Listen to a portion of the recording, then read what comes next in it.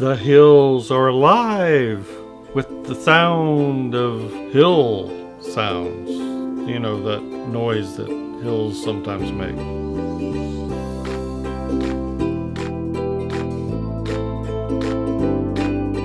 Hello, minders. Welcome back to the Mind of Watercolor. We're just going to do a simple hill study today. You know, I was driving through the mountains, the nearby North Carolina mountains this past weekend. Took a drive up there, really pretty. And I was just looking at the way the hills and the valleys kind of undulate, catch the light in different ways. And I thought, let's just do a simple hill study. We'll do it fairly detailed. Just look at the way light travels over the hills. Just simple studies like that are great exercises. They come into play in anything like folds in cloth and anything that just sort of has ripples and valleys. So that's what we're going to do today. Yeah, buddy. No, I imagine you don't like going up hills. It's going to be strenuous. Wait, how do you even...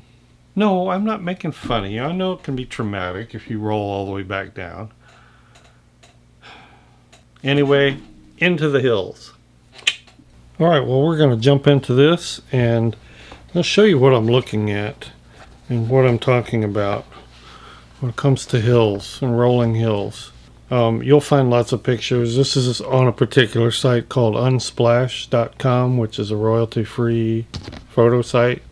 It's a good place to find some general reference if you're looking for it. Now, this is sort of a desert landscape, but you can really apply the rolling hill aspect to just about any hill, green or otherwise. So color is not important, and in fact that kind of points up an important aspect, and that's value is what matters. And when we're doing a study, that's what we want to pay attention to, are value patterns. And in general, just let me reiterate, when I talk about a lot of studies, and a lot of you have been really interested in the studies that I do, and I'm glad, because it's just a very important aspect.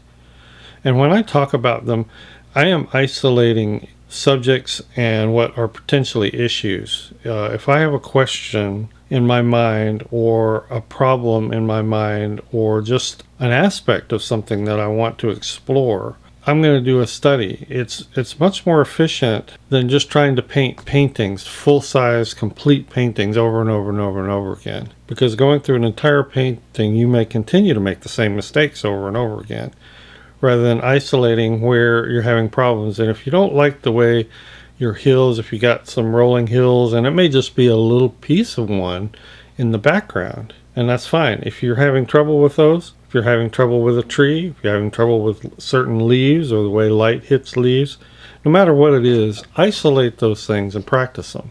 And that's what I'm doing today. Hills present some interesting problems, especially if you want to get the undulations in there and get them to look like they're rolling. Let's look at a couple more. Here's another one. And use a lot of observations. Just spend some time looking at these photos and just describing to yourself what it is you see. Notice how the highlights travel along the edge or along certain parts of the form, but they may not travel completely on the edge. For instance, depending on which way the light's hitting, they may travel across the form further when the form rolls or flattens out than they do on the edge. Depending on, again, the direction of the light, like if it's overhead, you may have the light following the entire top of the form, and then most of the shadow will be in the center. You really have to spend some time looking. If you just make a flat gradation top to bottom with a highlight along the top edge and shadow along the bottom edge, you're just going to have hills that look like cutouts. So what you're after, I think, what I'm after when I paint these rolling hills, is I'm looking for the way that light travels up and over and defines that form and dimension. Sometimes when you have extreme light coming from the edge like this, they will look fairly knife-edged, but depending on how much of the hill is showing coming towards you, it may pick up light, and then as it facets off, it drops deeply into shadow. So look for those details, describe them to yourself mentally. Here's another good one. Again, it doesn't matter that that's not a green hill. If I want to paint green hills, I can use some of that. And there's a lot of kind of rolling forms here, more than I would probably put in a hill. But the good thing about that is that it gives me a variety of things to look at and see the way the light models and hits it. This would look equally great in a green rolling hill environment, you know, where pastures maybe were in here or something. But again, a good way to look at and study the light. Here's a really good example. I mean, you can notice several things. You know, they start out narrower at the top and they widen, and they go from sort of a sharper roll to a wider, flatter, broader roll. They create these little valleys and rivers. Where is the hottest highlight? Well, it's along the edge, but it's actually, in a lot of cases, it's here. One of the things that will fool you if you're not careful is you'll think that the hottest highlight's here, and it looks like it because of the shadow, whereas it actually comes up just a little bit in value along this edge and along this edge. Since we have light on this that's more in front, to the right and in front. You can tell it's to the right because of that cast shadow right there. But if I put the very hottest highlights right on this edge, then it's going to look too flat. You know, there's a peak, there's a roll there. A lot of great photos you can look at. So I think I'm going to go back to this one and just do a couple sketches, and I'll point out a couple things as I'm sketching. My hope here is just to show you how I approach a lot of studies, and I want to do that over and over. That's why I've been doing so many of these, because it's the key form of learning. It is for me, and it's a tried and true method with artists through the centuries. I'm just using a big 9B, big fat 9B graphite pencil, and I'm doing this thumbnail just because I want to make a couple points. So there's like a sharp little ravine or slough, I guess you might call it, going down in between there. Now I have a highlight coming down on the edge, a couple of these hills, but they travel over. It travels over further. And one of the things you can actually do is, you might not put this in your final rendering, but actually draw an arc, these little linear ideas of where the light is following the form. You ever seen in 3D when they describe 3D shapes in a drawing, how they'll do wireframes to give the viewer an idea of how that object fits in 3D space? Well, you can do that in sort of a sketchy way too. Your sketches can follow the contours, and drawing is a good way to work these out or pre-study, because drawing shares so many characteristics of watercolor. You're drawing with a medium that just gets darker. It's light to dark. In other words, no matter how much pencil I put down, it's only going to get darker. I can't highlight with a pencil unless I draw around the white areas or erase it or lift it up. So drawing is a really good way to just sort of warm yourself up or get your thinking in the light to dark mode that is watercolor, particularly transparent watercolor. Got a really, really hot highlight along this edge here. And that's pointed up by the fact that these back here are darker. But that highlight comes around. See, it comes around like this. So it's not just a straight down gradation. When you're doing this stuff, do a lot of squinting. A lot of squinting. Squinting is a great way to eliminate detail and see only values. And what you need to look at too when you're doing this is how crisp that highlight edge is. Is it sharp? Is it soft? As it travels from highlight to shadow, which is the sharper edge? It's usually, you have a directional light coming one way and then it just softly drops off. But it doesn't do it evenly around the whole form. And as the highlights travel over the form, the shadows will travel up into the form depending on how it undulates. And it gets some of these ideas in your brain. And while you're drawing, at least what I do when I'm drawing, I'm telling myself how I'm going to break this down with washes. I'll probably segment these off, like do a hill here, do a background hill here, do a hill over here, do a hill over here. The more washes, especially some of this will do well with wet and wet washes. The more washes you have going at once, the harder it's going to be to control what you're doing with those washes. As I'm doing this also, it points out the importance of reference. I've said it many times, you know, I don't know wherever the rumor got started that good artists never use reference, but it wasn't a rumor that was started by professionals, I can tell you that. Watercolor painter, one of my favorites, Nita Engel, in her book, How to Make a Landscape Paint Itself, I think that's the title. I'll look it up and put a link down in the description, but she makes the statement in there several times. She says, you've got to have the facts.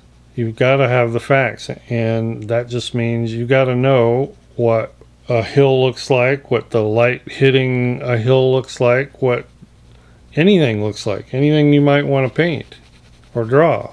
All right, well, I spent a good bit of time sort of describing this to myself in pencil. So if you draw while you look at these things, it just sharpens your powers of observation, which is why I do it. So let's go paint this. I'm using, by the way, Kilimanjaro sketchbook, the one that has sketchbook paper interspersed with watercolor paper, and it's just 140-pound cold press. Really good paper. So let's get started and we'll do some painting.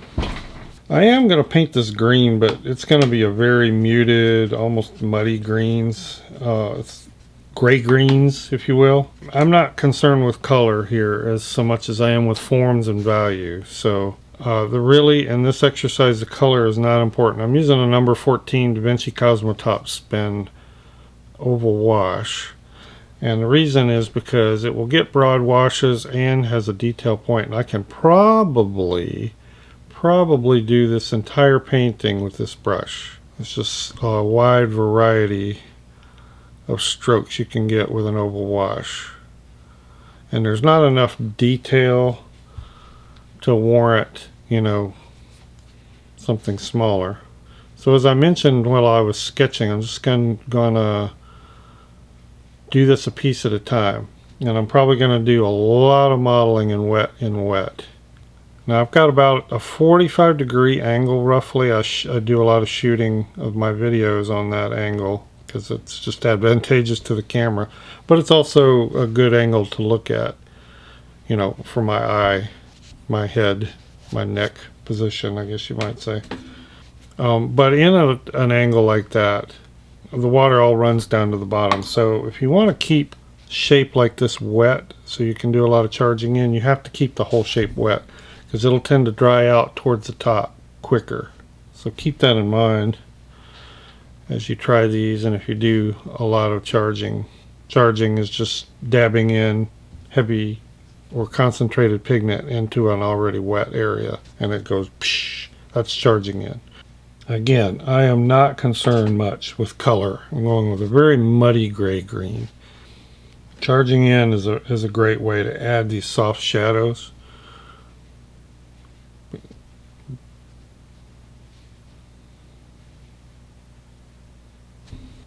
But when you charge in, you know, you want to take out a majority of the moisture in your brush, or you'll just make the area too wet. You want a fairly dry brush with some concentrated pigment on it, and just basically touching these wet areas. And I'm going to get it, this will dry a lot lighter, but I'm going to get it fairly dark. I'll probably need another layer. But to get those highlights, here's what I'm going to do. I always keep a rag in my left hand so I can quickly squeeze out a brush and make it almost dry.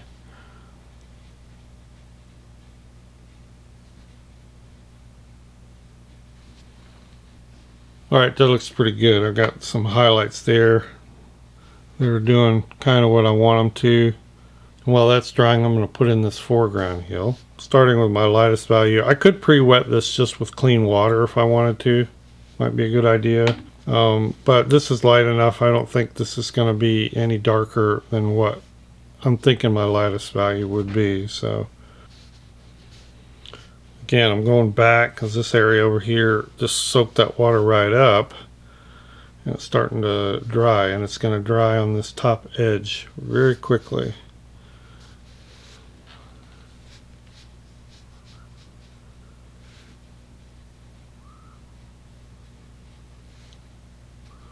Dropping in now some of my darkest values. And already the sketch is helping me, even though I'm not even looking at it. But it took me through the process. And I'm remembering, what I described to myself in pencil. And I've got this sort of pattern of the grass that's coming over, and the highlights follow that pattern.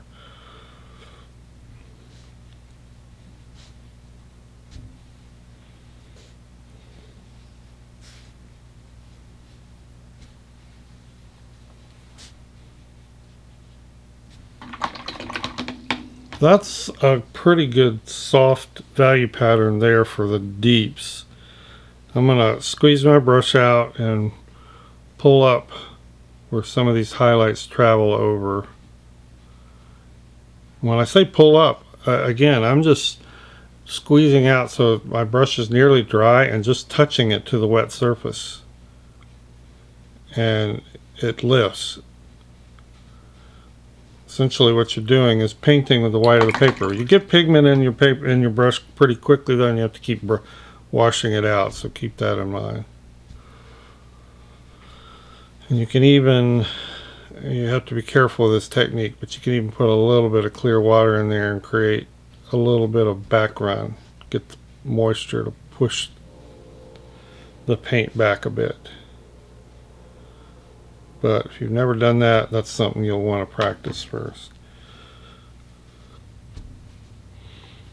There, the paint, here the paint started to dry, so I'm just rubbing it and lifting up a little bit, and you constantly see my brush go down. I'm just squeezing it again. Always adjusting paint and moisture. Right, we're going to let that one dry. I'm going to go up here. I think this needs another layer of value. So now I'm painting wet on dry. That's all dry. I'm just adding a little bit of shape there. Now I'm going to fuzz out the edge. Now this I'm going to do a little differently. Basically just to try out a different technique, but I'm going to blend this. I'm going to do a blend rather than wet in wet charging. I want to see, and that works well in smaller shapes. Well, you can do it in bigger shapes too, but I want to control the highlight along that edge. I want it to be very hot basically, so that's why I'm doing this. It's just going to let me approach that edge cautiously. Focused study like this, you just, until you've done it a while, you just really don't understand, maybe, or probably can't understand how beneficial it is. I understand the temptation to just sit down and get to painting a painting, an actual painting, and feel like I accomplished something. I can actually do a painting. But when you spent a lot of time doing these kind of studies, the benefits they'll start to become so evident that you'll just want to not do them. Your final paintings will come out so much better. I'm going back over this layer of tree here. I want that to be fairly bright, so I'm probably not going to do much else to that. Alright, this is all dry. I'm going to tackle this big hill now, and that's very bright on the left and gets darker over here, but there are a lot of little undulating features in between. I'm going to go back to doing a very large sort of wet in wet wash. Very hot up here, very hot highlight. Much darker over here. It's deeper in value even than this hill coming in front. This picture is complicated a little bit by some cloud shadows, but I'm trying to kind of ignore them. I just want to study the shape of the hills and how the light plays across them.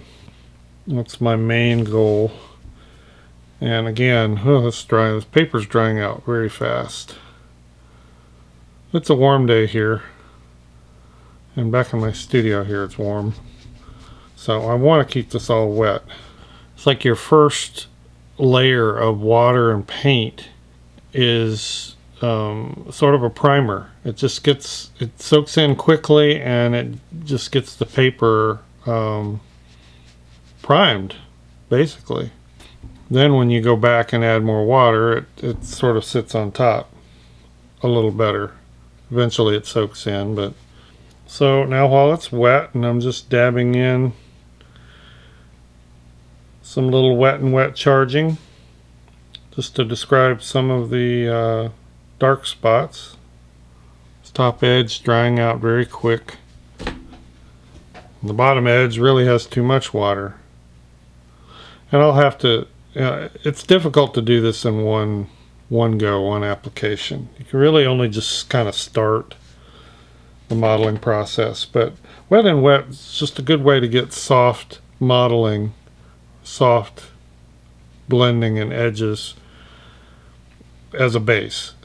It's just a good way to put down a base. If I can go ahead and lift some of those highlights, and that will help stop some of this water flow. And the paint is starting to move less, which is kind of good. So this charging is meaning more. It's staying put more. I'll need to come back down in this little ravine or slough and add some really dark tones. That's about as much as I can do, I think, wet and wet. I'll come back over all of this and crisp edges and whatnot. For instance, this area is dry, and I want a little bit of, if I want a little bit of an edge somewhere, you know, you can just go in and add a little dab, blend it out where it needs it, because you don't want everything super soft focus. So, but I'm establishing those major highlights and shadows. Yeah, so we'll let that dry. All right, I think I'm ready to tackle this hill here, and that's going to be pretty dark, probably the darkest area of all. And we'll start out by wetting the whole area. I'll include a little paint in the wetting, since nothing's going to stay perfectly white.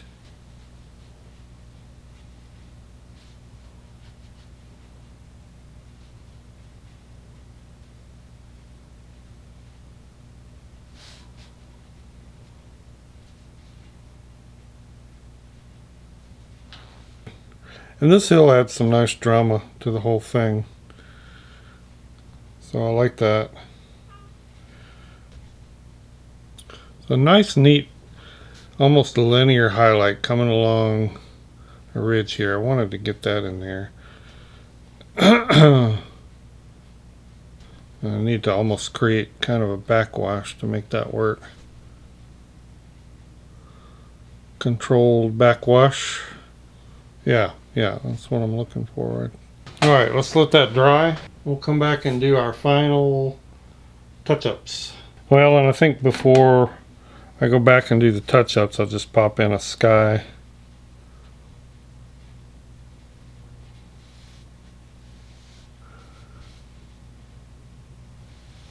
It's real simple. Ultramarine blue sky. Not gonna fuss over it.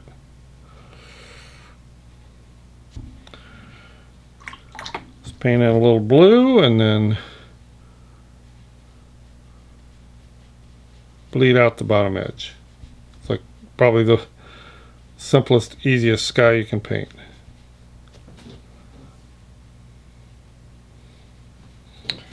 There we go, soft and simple. And this over here is dry, so I might as well work on that. And there's not a lot to do. I've got the value mapped pretty well. I need to define some of the deepest ravines down here in this little area. So I'm going to have some less soft shapes, a little more rigid detailing. This will help establish a few crisp edges in places. It's nice to have those. Those help you define edges. And if you've already got your value structure fairly accurate or satisfactory, then these usually just help enhance some of this structure. You don't need a lot. I'm putting in a dab of paint is all I'm doing, and blending out the top edge and leaving a crisp edge where I'm trying to define a feature in the hill. That's all I'm doing. And just like anything else in watercolor, you can overdo this, but a certain amount of it is fun, interesting. I think it's nice to give your eye something less soft to focus on. And I'm starting to overwork it. I'm getting a little too ripply, a little too many discrete separated features rather than keeping this all nice and unified like it was. Always a danger. Overworking is always a danger. No matter who you are or how experienced you are. We'll put a glaze up here. I want this light to fall off more on this edge over here. I wanted to make sure I get this nice little valley detail where it's the darkest.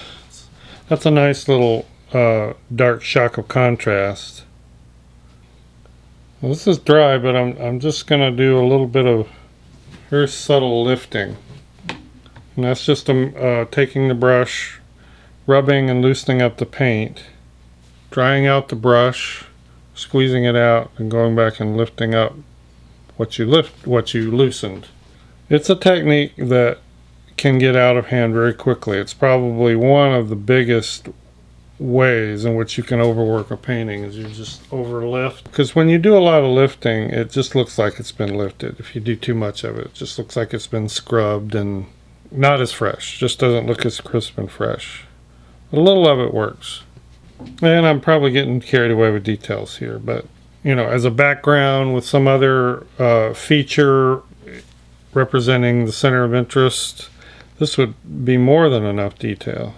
Sometimes when I'm detailing stuff, I notice things. The longer you work on something and look at it with good reference, you'll see things you didn't see before. It's inevitable.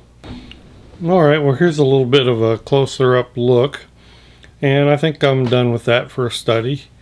By the way, some of the same principles that you get in these valleys and hills, peaks and valleys, these little undulating shapes, very similar to what you'll find in clothing folds, although you may get, you know, more crisper edges depending on what you're looking at. But so it's very helpful to study the way light hits, you know, a rippling surface like this. You'll also get similar effects in water. They're not quite as smooth and rounded. When you study values and the way light hits surfaces that undulate, go up and down, it's real interesting. It kind of helps you not only hone your techniques as a watercolorist, but helps you observe. Thanks everyone, I appreciate you watching. Thank you so much, patrons, for supporting this channel. And mentioning patrons, I will be including several of my photo reference for you for this piece, so you can practice some of these on your own with my reference. Thanks everybody. See you in the next video. Bye-bye.